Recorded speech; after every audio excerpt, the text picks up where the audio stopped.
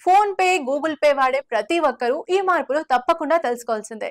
ఆన్‌లైన్‌లో డబ్బులు పంపించడం, తీసుకోవడం ఇప్పుడు ఎలాగో మనం ఎక్కువగా యూపీఐ యాప్స్ మీదే ఆధారపడి ఉంటాం కదా! అయితే ఆగస్టు 1 నుంచి కొన్ని కీలక మార్పులు జరుగుతున్నాయి. Google pay, phone pay, Paytm వంటి ప్రతి యాప్‌కి ఇవే నిబంధనలు వర్తించబోతున్నాయి. ఈ కొత్త మార్గదర్శకాలను national payments corporation of India NPCI తీసుకురావడం వల్ల సిస్టంలో భద్రత పెరుగుతుంది, ట్రాఫిక్ తగ్గుతుంది, వేగం పెరుగుతుంది. ఇప్పుడు ముఖ్యంగా ఏం మారుతున్నాయో చూద్దాం. ఒక యూజర్ తన బ్యాలెన్స్ ను ఎక్కువ సార్లు చెక్ చేయకుండా ఉండేందుకు ఈ పరిమితిని విధించారు.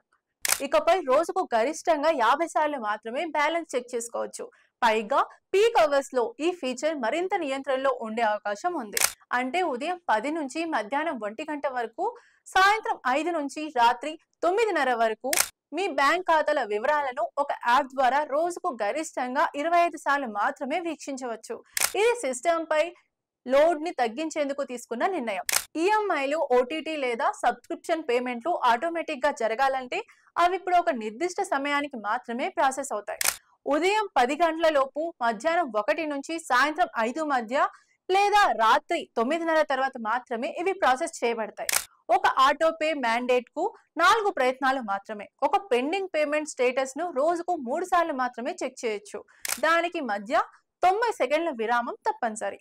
ఇప్పటి నుంచి 12 నెలల పాటు యాక్టివ్ గా లేని యూపీఐ ఐడీలు స్వయంగా డియాక్టివేట్ అవుతాయి. అంటే మళ్ళీ వాటిని వాడాలంటే కొత్తగా క్రియేట్ చేయాల్సి వస్తుంది. మొత్తం మీద ఇవన్నీ సాధారణ వినియోగదారులకు పెద్ద ఇబ్బంది కాదు.